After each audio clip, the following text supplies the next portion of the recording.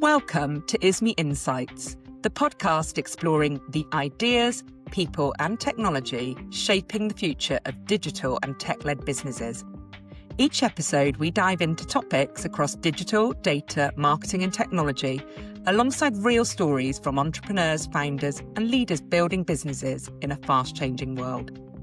From practical insights and emerging trends to honest conversations about growth, challenges and lessons learned, Isme Insights is about sharing knowledge that helps you think differently and move forward with purpose. I'm Cathy Knight and this is Isme Insights. So welcome back to the Isme Insights podcast. Today I am delighted to be joined by the wonderful Andy Hawkins and his very many colourful shirts. So Andy is, well, an all-round amazing human. But I first met Andy when the Jolly Hog Sausage Company hosted an event around B Corp certification. And I was talking to Andy about wanting to take my business through B Corp. And he is such a fountain of knowledge and talked to me all about the cohorts of businesses that he takes through step by step how to go through the whole certification process, which was absolutely invaluable throughout my B Corp journey.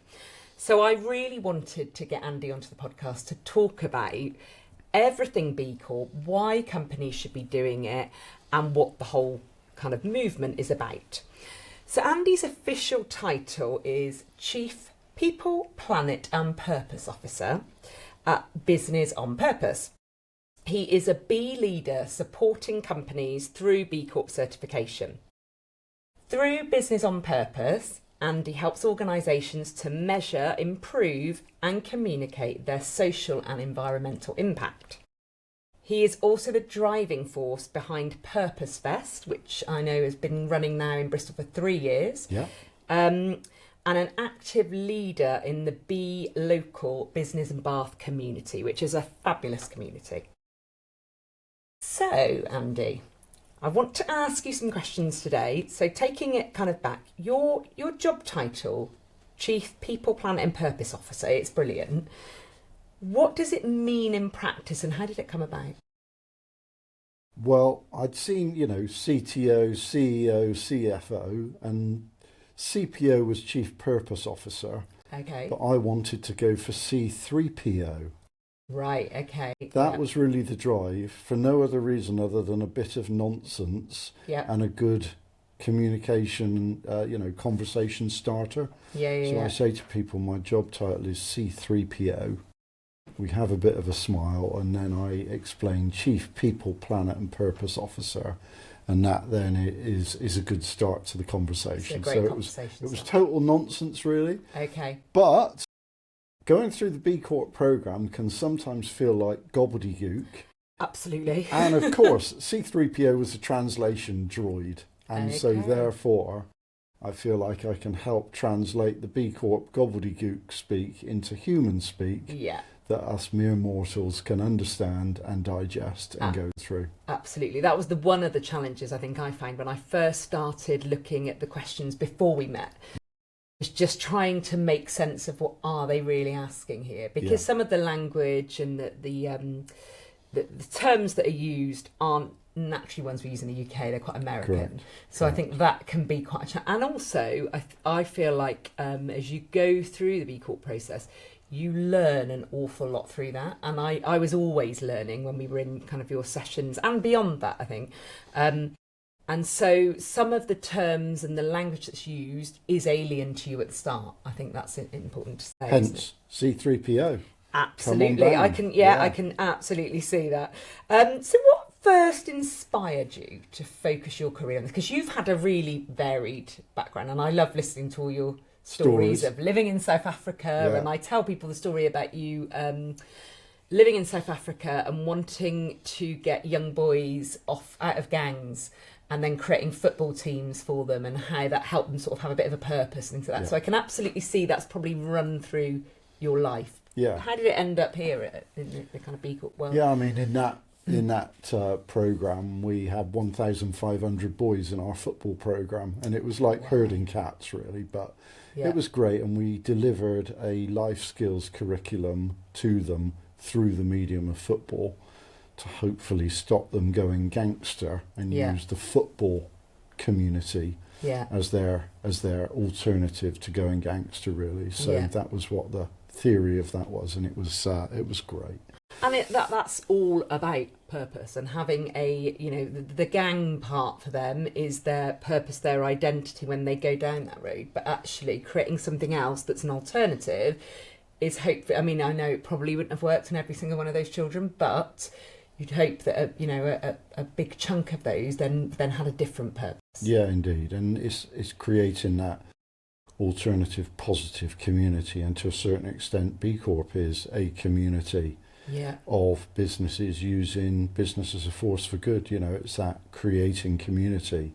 And I think that is my purpose, having done quite a lot of work around discovering one's own purpose. My purpose really is building communities, and whether that's for me as a schoolboy at school, even back in those days, I was still a bit of a community builder in my neighbourhood, in Africa. Where I'm living now in Bristol, we've got some community work happening there, and with the B Corp community, being a community builder is just part of my DNA, aka that's part of Andy Hawkins' purpose. And so working with the B Corp community is just a natural outworking of that. And how did you come across it, though? How did you first... Well, when I came back from Africa, I got back into tech and into selling AI, intelligent automation solutions, then set up my own consultancy in 2020 around that. That was a business called iTech for Good. Okay. And then I wanted to put iTech for Good through B Corp because I knew about B Corp and that aligned with all of my values. And so I put iTech for Good through B Corp in the middle part of 2020 and got my B Corp in August 2020 and then stuck it on LinkedIn. I'm a B Corp. The next day, mate number one rang me. Congratulations, can you help me with mine? And in month 1, 5 mates called me and said, so I was effectively hijacked into helping people with their B Corp. And now 5 years on, we've done 500 clients, and it's just been, a brilliant space to be able to help other businesses grow purposefully and help create a community of like-minded, values-aligned businesses who all want to collaborate and work together. Amazing. And I know obviously a lot of the work you've done has been based in kind of the southwest and Bristol and Bath area, but your cohorts of business owners or people within business that are responsible for taking that organisation through B Corp, countrywide, I don't know whether you go any further than the UK, but I know I've spoken to people before. I remember being at a marketing event in London and your name came up from a company in Brighton and they were like, oh, you need to speak to Andy Hawkins. I went, oh, I'm already in his cohort. So it's far and wide. Your name is very well known. Because it's all on Zoom, you know, have Zoom will travel. So one of my cohorts at the moment, there's a client there who have got a disparate workforce and some of their B Corp team are based in Thailand, Turkey, Germany and Poland are where there are 4 people are based. So that's fine. We'll just jump on Zoom and away we go. Yeah, so it's bigger than the UK even then. Why not? Yeah, we can go anywhere. Yeah, amazing. So I'm guessing iTech for Good, that's gone. I was basically hijacked out of being able to do that into a new business. Yeah. So you've helped hundreds of businesses to help define and live their purpose through going through that B Corp process. What's the biggest mindset shift that you've seen leaders need to make when they go through it? I think most people who come to B Corp have heard about it. They might have some, within their network, they might know other people that have done B Corp and they might look to it aspirationally. So I think the first thing is believing in themselves that they are good enough to be a B Corp and not have that imposter syndrome that this is only for the Patagonias and innocent drinks of this world, but it is for, comparably, little old me. And so very much just making sure that they understand that this is built for them as well. Yeah. I think that's one thing. And then literally getting started.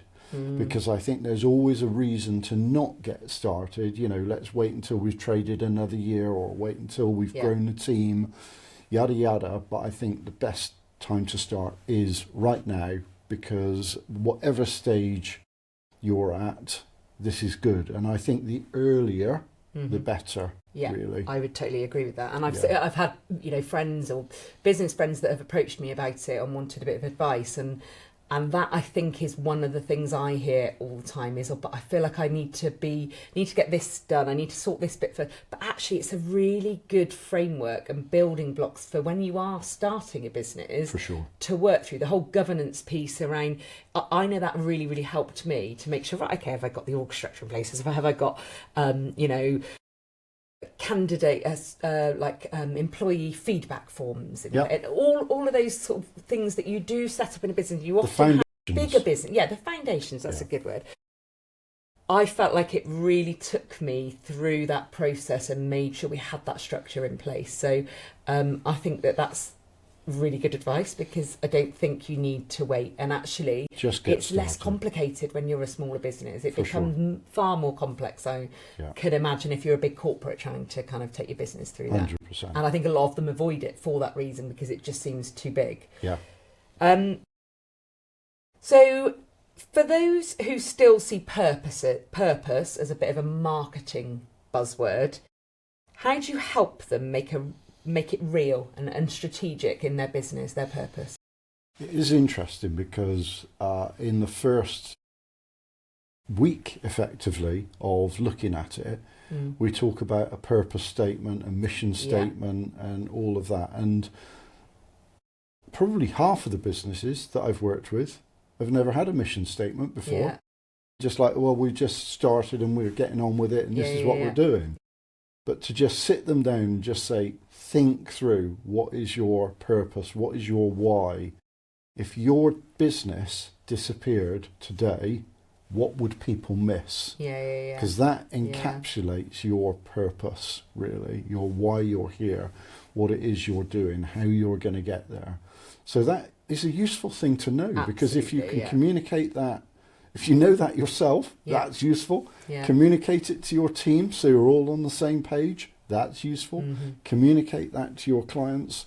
That's useful. So just helping people sit down and take time out just for a moment to think through my why, my purpose, is a really valuable thing, because from that, everything else then builds out. No, I can remember, I think we did have our mission statement, but we'd only quite recently done it. I think the business had been going for probably 3 or 4 years, and we had values and kind of what we stood for, but actually sitting, and I did it with my team at the time, and we just sort of kind of came up with different words and then sort of nailed it. So I did have it by the time we started doing it, but I think I remember people on the call just saying, I'm not even really sure kind of what our mission statement is. And it's such a key thing to then take everything back to, and the values around, right, okay, this decision we're making in the business, does that align to the values that we've got? And I think certainly the B Corp process, I think, helped solidify some of that in our mind around what those values were. And you can say, we want to be the best recruiter in the UK. That would commonly be a mission statement. But what B Corp then asks you is almost the so what, or the why behind that. How is that then going to impact your people piece and your planet piece? And that is then drilling down into that why you exist, rather than just, we want to be the best in the world. It's much more, we want to be the best for the world. How is this going to impact the wider world, our wider community, our customers, our suppliers, our staff? How can we be good for all of those stakeholders? And it's that more generic stakeholder engagement and stakeholder delivery piece that, again, the framework almost forces you to take consideration of all of those, as opposed to just head down, paddling your canoe, getting on with it, without actually thinking those things through. Yeah. And I think, saying something like, we want to be the best recruitment company, or we want to be the best accountancy firm, or whatever. Everyone wants to be the best at what they do. If you don't have that in you, then why would you? I mean, even as an employee in that business, you've always got to want to be the best. Otherwise, why are you showing up for work? I mean, that's certainly my work ethic. But thinking bigger than that around, for us, I have found in our industry, part of the reason that I initially went through B Corp was because in a non-regulated industry like recruitment, there is a lot of bad ethics and there's a lot of bad practice that goes on. And I wanted to demonstrate that we were one of the good guys and we weren't seeing a pound sign over someone's head. We were actually thinking we've got a responsibility to find someone a career that's right for them and allows them to be the best that they can be, and allows a company that they're going to work for to scale and grow successfully by having really good people in their team. And that's always run through everything I've done, but it's sometimes hard to kind of get that across and verbalise it. And I think for me, I felt that B Corp demonstrated that we are doing things in the right way. And I reckon out of my 500 clients, 10% have been recruitment companies. Yeah. For that very reason, yeah. How do we as a recruitment company in an industry that has got generically not a great reputation, how do we say we're not coming out of that standard mould? We are somewhat different, and we do care about the people we place, the businesses we place into, communities that we're serving, and the planet, which, we need to be mindful of in terms of how we're doing that. And therefore, it gives you a framework to think about ethics and what types of businesses and marketplaces you want to serve and not serve. Absolutely, and it's definitely really given useful. Me that, and analysing, is that somewhere that I would want someone to work, and is that a company that I want to represent? And that might be based on what they do, or it might be based on the way that they're treating their people. And I'm very confident in saying they're not for us. We're not going to be, the kind of people that need to work together. There's plenty of businesses to work with, and I just want to place people into good companies that are going to look after them. Yeah. What tangible benefits have you seen in businesses that truly embed purpose, whether that's culture, brand loyalty, performance of the business? What changes have you seen when they really embrace that and are really clear, I guess, on what? I think pre-B Corp, we'd say to a business, do you run a good business? And they would all 100% say, yeah, we run a good business. Of course. Yeah. But two things. When we say, well, how would I know from the outside that you run a good business, other than accepting your word for it? Yeah. That's a difficult thing. So for that business owner to be able to say to me, well, the reason I know I run a good business is because I've been through quite a comprehensive framework. Yeah. I've learnt a whole bunch of things. We've worked out what we do well, and we've celebrated those. Yeah. But we've also been able to identify gaps where we can improve, and then put process and policy into those gaps so that we become better. That is a much, much stronger answer. And so there's several different examples I can think of, but one of them would be around workplace culture and mental health and well-being. Yeah. So one of the sections talks to you about your staff, your colleagues, how you're caring for them. Different people have got different needs. And rather than the founder coming up with, this is how we're going to deal with everyone, like it or lump it, that engagement process of what do you value versus what do you value, and coming up collectively with that, people feel they've got a voice, they feel they're being listened to, they feel valued, and that makes them feel safe. They're in a trusted environment where they can afford to make mistakes. Yeah. They can, be nurtured, cared for, looked after, make some suggestions. Sometimes they work, sometimes they don't work. Yeah. But that kind of thing is a really healthy, thriving workplace. Yeah. And I think going through the B Corp journey encourages people to get to that level of questioning, as opposed to, this is what we've always done, or this is how I did it when I was growing up in my career, therefore that's how everyone else is going to do it. And I think B Corp just encourages you to just slow down and ask those questions and engage those stakeholders. In that instance, your colleagues. In other instances, your suppliers or your customers, and just think through their lens and just think through that broader stakeholder piece. And I think that's really key, because even what you've just described then is in like the culture and having the voice, and that is more important than ever in business now. I think for years we kind of went through a time of well I wouldn't have done it like that, and I do hear it now. I mean, particularly when you when companies and hiring managers might be talking about younger generations, but we didn't have that work ethic. We evolve and change all the time, and I think we have to learn to not be critical of others because they may do things in a different way, because their way isn't necessarily any worse or any better. It's just different to our own, and actually keeping that open mind and, like you said, looking at it through the lens of others. We have to kind of evolve and kind of appreciate each other to get the best working environment.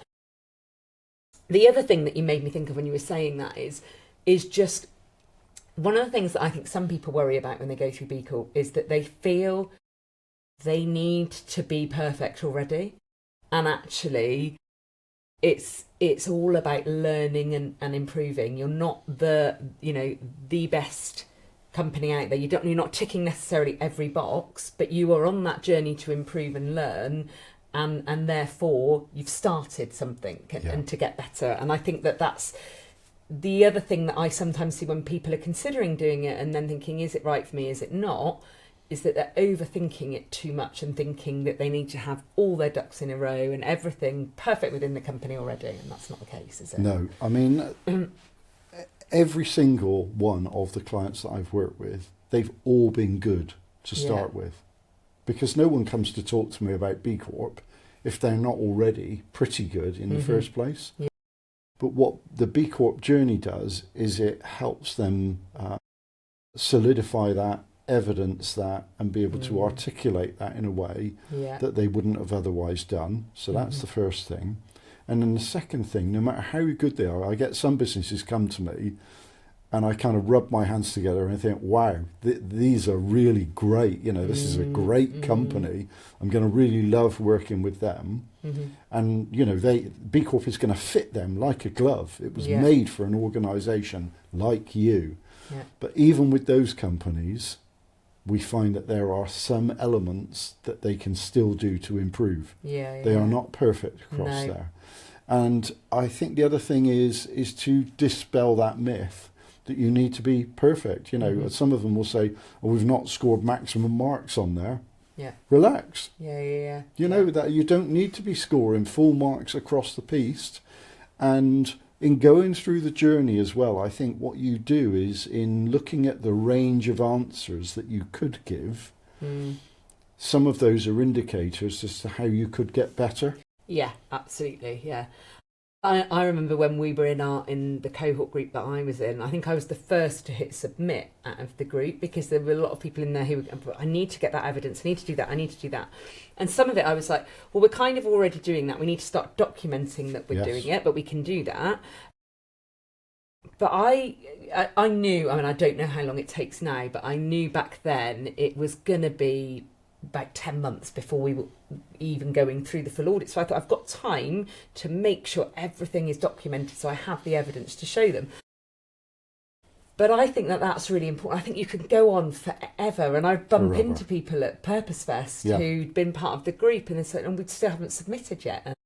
And I'd done, certified, and then I was like, you're still at that point, because they were just trying to get everything perfect before they press the button. But actually, part of the journey is kind of going through that bit and going through the audit process and then understanding what is needed. So definitely, we won't let people hit submit until we think they're ready. So there is a little bit of a second opinion on there. But generally speaking, we think it's healthy to hit submit when you're not ready, because that will keep up the momentum, that will keep up the focus. And if you get so perfect and then hit submit, you're procrastinating for 9 months while you wait for the audit to come along. Absolutely. So that's not healthy. So we want to get a company to be in a position to hit submit safely, and with a little bit of a plan to continue doing a couple of hours a week. Yeah. And that will help them get where they need to be in time for the audit in a few months' time. Yeah, and that's the other thing. I think it's about just setting aside that time on a weekly basis that you're like, right, okay, I'm going to carve out 1 or 2 hours a week just to look at it and get on top of the actions that I need to do, and being disciplined around doing that is probably key. That would be another big learning thing, I think, looking from the outside in at 500 different businesses. The ones that go through it pretty smoothly are the ones that adhere to the 2 hours a week and are consistent with that. Yeah. Those that slip are the ones that, for a myriad different reasons, haven't been able to adhere. Yeah. But they do slip and they do struggle more.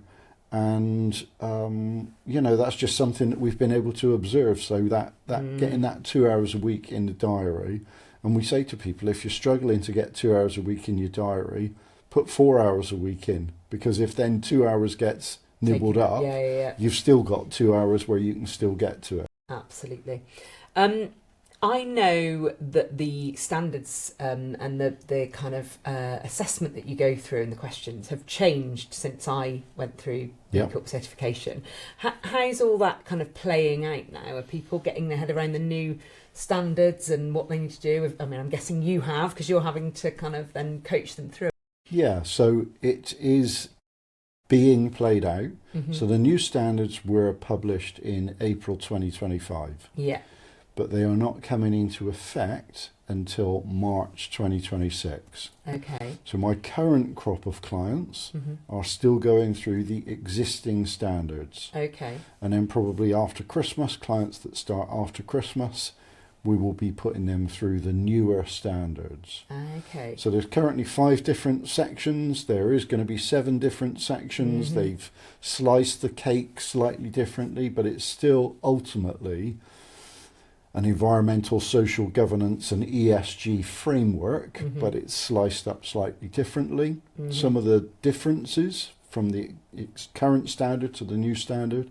The current standard, it's based on 80 points. Yeah. More than 80 points, you get certified. Yeah. This new standard that's coming in 2026, it's going to be you're compliant or you're non-compliant. Right. It's an in or out. Right. So that's quite a key difference. So you'll have your list of to-dos. Yeah. And we just need to make sure that we are able, or we've got a battle plan to be able to prove that we are compliant to that list. And smaller companies might have a list of 30 or 40 things, and big companies might have a list of 200 things. Right. Because they've got more systems and more process, and it's really a lot more proportionate. For a smaller business, they won't have, a big HR system in place to be able to measure all of that stuff. They might not even have any staff. Yeah. So, the questions are proportionate to the size and the market. Okay. And then the last thing I think that is a key difference is the new ones, when they certify or when you recertify every 3 years, is that not only in the new standard you need to hit that standard, but you also need to come up with a 3-year and a 5-year improvement plan. Right. Okay. So that is quite a difference. It's not just, here we are, we've achieved that. Look at me, I'm a B Corp. Yeah. They're going to want to know, well, we're happy that you are at this standard, but what are you going to do over the next few years to get to this standard? Because it's about continuous improvement. So when you then recertify in 3 years' time, the first thing they'll do is say, Cathy, let's look at your 3-year improvement plan that you came up with in 2026. Have you implemented that? So that gives you a little bit of slightly longer term focus rather than run, get across the B Corp finish line. Phew, that's it. They want you to have a little bit of a think about that what next. After you get across the B Corp line, what are you then going to be able to do to keep improving? Because no company has got there. I mean, we all know Patagonia as an exemplar in business. Yeah. But in the Patagonia Impact Report, one of the first things they say is, we've come a long way, but the more we learn, the more we realise we've got to do. More to do, yeah. To become as good as we can around our various different stakeholders. Yeah. So I think it's really interesting that they've introduced this 3-year and a 5-year improvement plan. And so previously, if you were recertifying, say if you got, 85, so you've just managed to pass and can get through, would they have expected to see, would you have needed to be above 85 next time? Or if you got 82, would they still, because I'm just thinking along that mindset of they want to see you improving as a business, and that's very much the ethos that I kind of see within B Corp, that it's about, we've got here and now how can we get to the next stage and improve even more, a bit like what you've described with Patagonia. Ideally, but not necessarily. But it wasn't, So ideally, if you were 85, they'd like to see you go to 90, but that's not always the case, or not always possible, or things might have happened in the business to cause them to retract on certain things.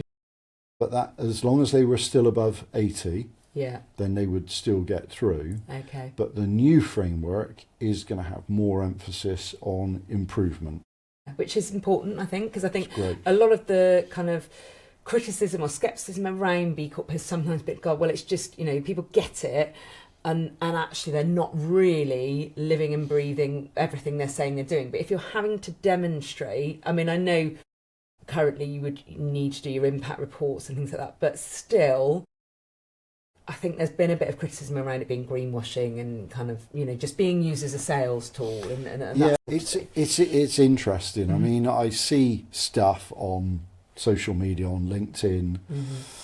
Stuff happens, criticisms come in, but generally speaking, I'll either ignore it or I will engage with that criticism. And quite often the people that are doing the criticising have not been through the B Corp process. Yeah. And so once you understand that, it kind of relaxes you a little bit. Is B Corp perfect? No. Are any B Corps out there perfect? No. But they are getting better. They are committed to getting better. And they have been through a globally recognised framework and opened themselves up to external audit. Yeah, absolutely. And there's less than 1% of businesses that have done that. So I'm kind of a fan of not criticising the 1% or the less than 1% who have tried. I want to focus on the 99%, the 99.9% who have not put anything in place and would perhaps consider themselves to be a good business. But I would then come back with, well, how would I know? And how can you prove that? And what evidence have you got? And who's holding them to account? And who's holding them to account?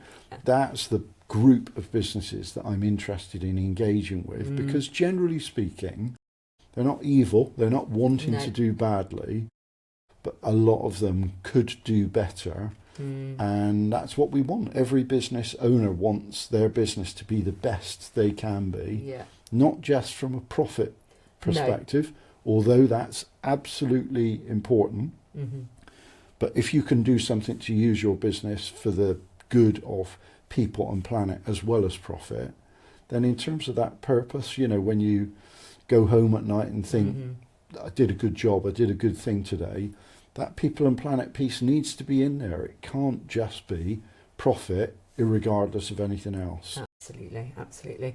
And one of the things I know we've previously talked about is that when there have been companies that we will have seen in the press where, B Corp has maybe been taken away from them or whatever, that B Corp don't just sort of chuck people off the accreditation. You're not just told, right, okay, you're no longer a B Corp, but actually they actively try to work with those companies to make improvements to keep them within that kind of for sure, which I think is really encouraging to hear. There's not been too many public defrockings of B Corp, but a couple that have been in that space. One was certainly given an improvement plan across a 6-month-ish period, and the company chose not to go through that. Right. So they were then DB Corp. Yeah. I think that's absolutely fair and legitimate. But what they didn't do was get caught up by trial by social media just because 10 complaints came in. B Corp didn't just say, well, we've had 10 complaints, therefore we're DBU. They had an appropriate and a robust complaint investigation procedure, which I felt was the right thing to do. And that feels fair, I think. That feels fair, so let them do that. And then the other company were a company that were involved in marketing, and they took on a big fossil fuel client, and other agencies who were B Corp, who had passed up opportunities to work with fossil fuel clients, said, well, how does that work? Because we are not doing that and they are. And again, B Lab had that discussion with the client, and they said, no, we're not giving up that new client. And they said, in that case, no longer a B Corp, which the rest of the community said, great, well done. And these new standards, the global standards team have looked at the various different industries and have come up with a more nuanced way of looking at who you can work with and who you can't work with. And I think the standards are improving all the time, and B Lab, in coming up with the new standards, did a load of stakeholder engagement, talking to the community and the broader community in terms of how we wanted those standards to develop. So I think B Lab have been seen to be taking their own medicine in terms of doing that stakeholder engagement piece to make their standards as good as they can be, fit for purpose for, the foreseeable future. They've also worked the new standards out to be more interoperable with other global standards that are out there. So, EcoVadis, CSRD, GRI, all these different standards, they've got, certain evidence. So B Lab have said, well, if you've got evidence for that standard, can we use that same piece of evidence for our standard? So that, I think, has been a good step forward and is a healthy thing. Because you don't want 4 bits of evidence for 4 different frameworks. Absolutely. Absolutely. So you were my go-to when we were going through Isme People's B Corp journey, and you've obviously supported many others through that, as we've talked about. What is the most rewarding part for you of helping businesses to certify? I think it's ultimately just helping a bunch of healthy businesses get healthier. And then in that, they then help other businesses become healthier. So it's this growth of community. So it's not, I'm a B Corp, look at me with my shiny new halo, I'm now going to attract other business. It's, look at me, not necessarily with a shiny halo, but with, I've done the hard miles in becoming better, in becoming fitter. Let me now work with my peers in business, other recruiters, other agencies, with my suppliers, with my clients, to help them also become better. So that ripple effect. And I think, if there's one thing that I love seeing, it's that ripple effect. You've been through it. People will talk to you. You'll then say, talk to Andy, they'll go through it. And, we can use that ripple effect so that we don't stutter in any way. We can actually keep going and use our influence for good across that broader community. So it's that broader best for the world. How can more of us be part of that community? And that's coming back to that DNA and that purpose that I've got in growing the community. That's why that appeals to me most, is that ripple effect is growing the community for the greater good. Yeah, absolutely. And what do you think some of the big misconceptions are with B Corp when people are looking at, whether they're considering it or whether they're just looking at other companies with it? What do you think is big? That's easy. It's too hard and it's too expensive. Right. Okay. Yeah, and I hear too expensive. And actually, I mean, the cost obviously depends on the turnover in the company sure. and the size of the business. All those sorts of things have play. So I didn't feel like the cost was astronomical to go through. And I think as well, there is a cost. Doesn't matter whether it's £1,000, £2,000. But all of the businesses that I've worked with that have gone through it, when you look at what they've been able to save in terms of save costs, because they've got their recruitment better, they've retained people because they're a B Corp, so they've saved those costs. In going through the framework, they've been able to de-risk their business so that they've saved potential costs from having problems in the future because they've been able to manage and mitigate risks. And they've been able to attract other business.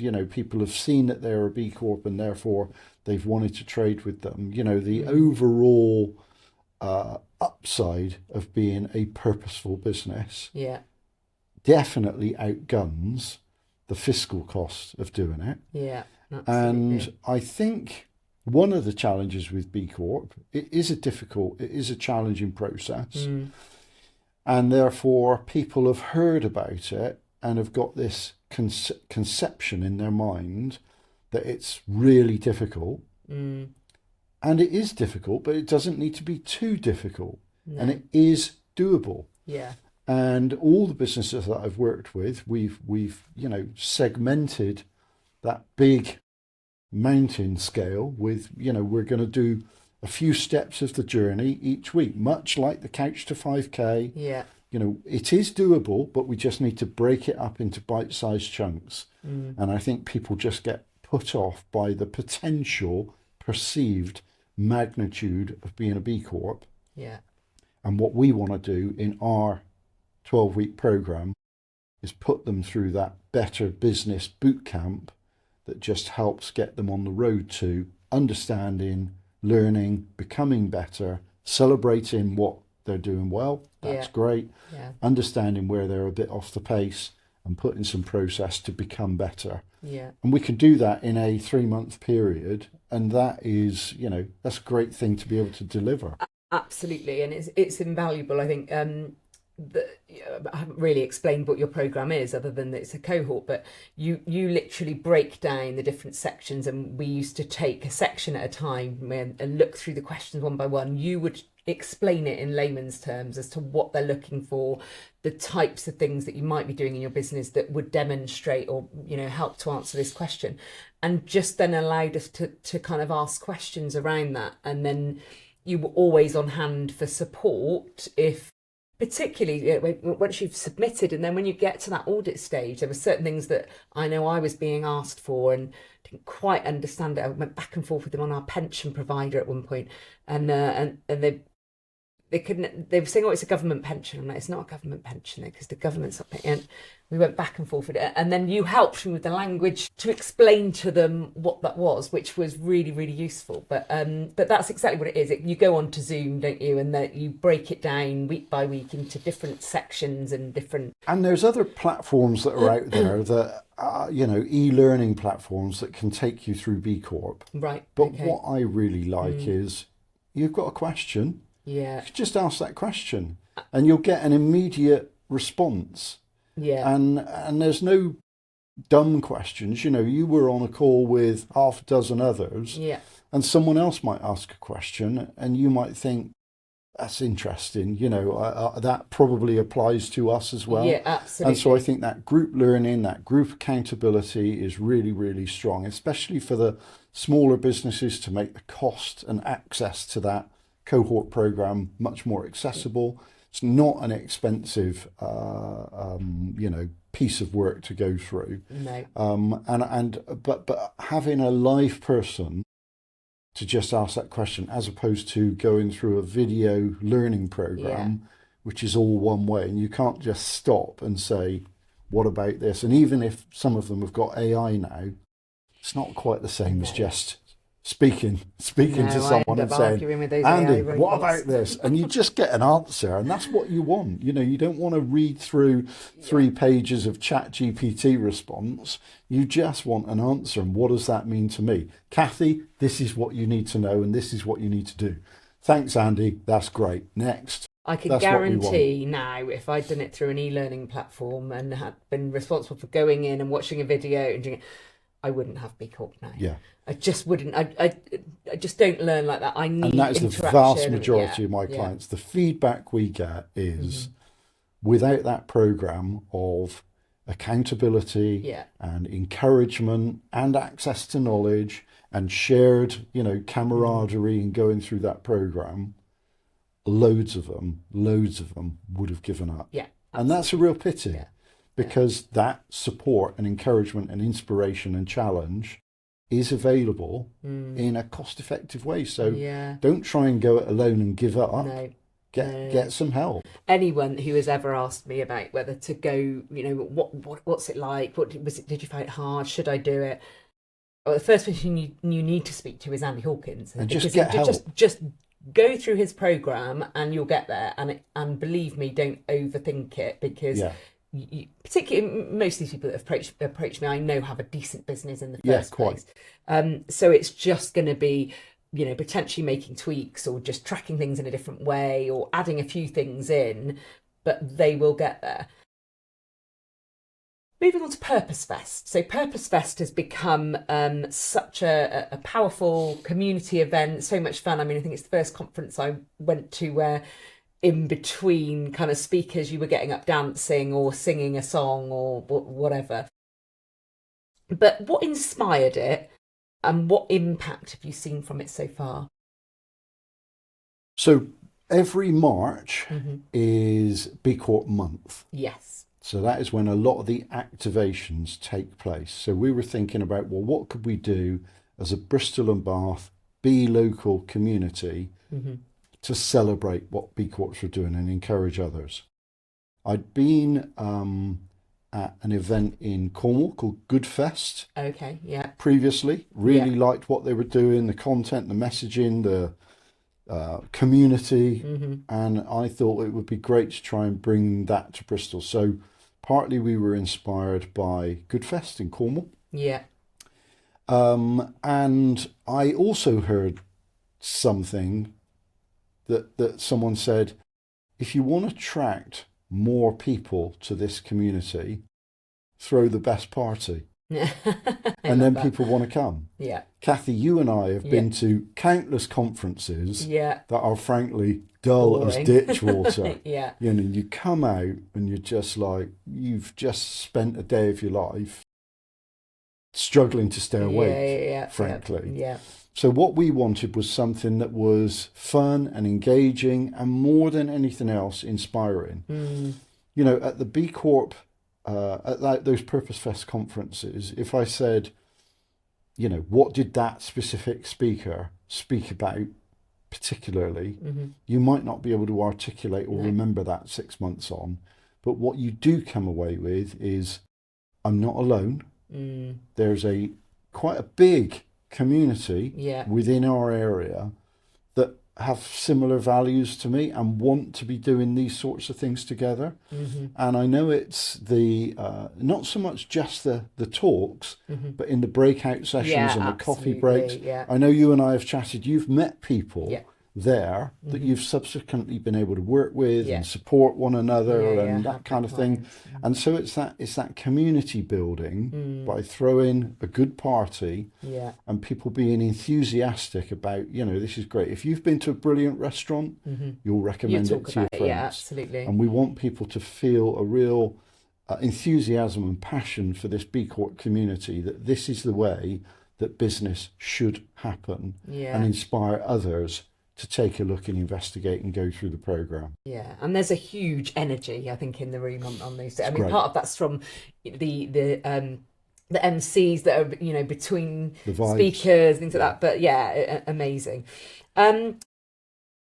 So, what does great leadership look like in a purpose-driven business? How do you think leaders can really inspire the whole workforce to kind of be on board with this movement? I think there's one or two people out there who think that they're great leaders, but the litmus test of a great leader is when you look behind them, who's following. Yeah. And so leaders, by definition, have to have people that they are inspiring and encouraging. I think a key ingredient of that is purpose. You know, what is that leader's purpose? Yeah. And can they cascade some of that purpose to others? Yeah. I think inspiration is a big part. Hope is a big part. The world that we're living in today is a challenging place. Global events, cost of living, all of those kind of things. And I think that therefore we're not in a climate crisis, we're not in a cost of living crisis, we are in a leadership crisis, because leadership is not leading us in the best way and the appropriate way to lead us out of that challenge, because there has been challenges for centuries, throughout for history. millennia. Yeah, absolutely, yeah. But it's the leadership that we are listening to. And currently in the world, there are some great leaders. And currently in the world, there are some less than great leaders. Yeah. And, you know, we just really, I think we need to get leadership. That is the crisis that we need, is we need good leaders. Yeah. And there is a little bit of a lack of good leadership around the world today. Right. Yeah, interesting. What do you think excites you most about where the B Corp movement is heading, and what purpose-driven businesses can perhaps achieve over the next few years? And again, I think for me, it's that community, that purpose for me is seeing the potential of what that community can achieve through the ripple effect. Currently in the UK, 2,500.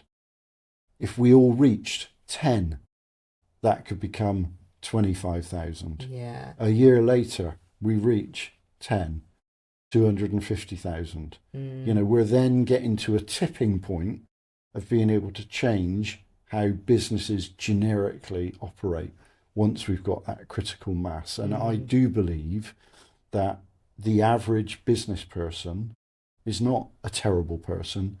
They're a good person. They want the best for their workers, for their family, for their community, for the planet.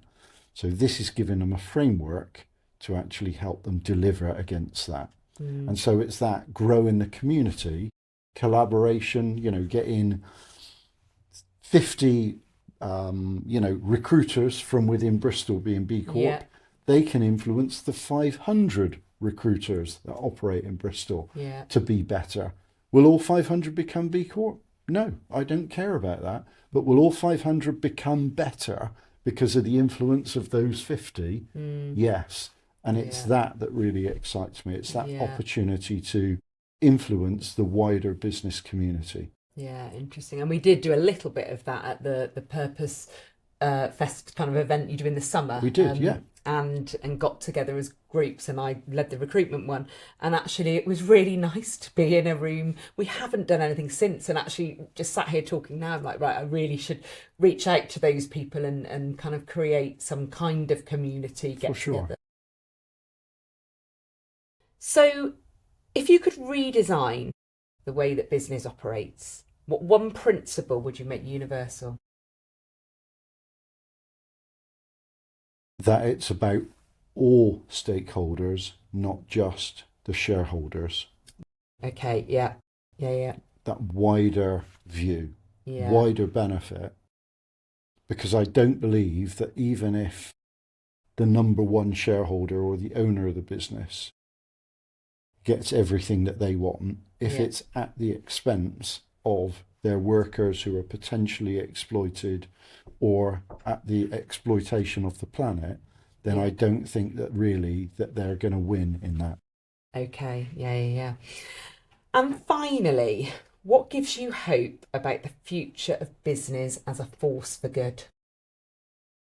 It's people like you and people like the other 400 or 500 clients that I've worked with. They all inspire me, because none of them are coming into this saying that we're perfect, but all of them are coming in saying we want to be better. Yeah, and that's all we can ask people.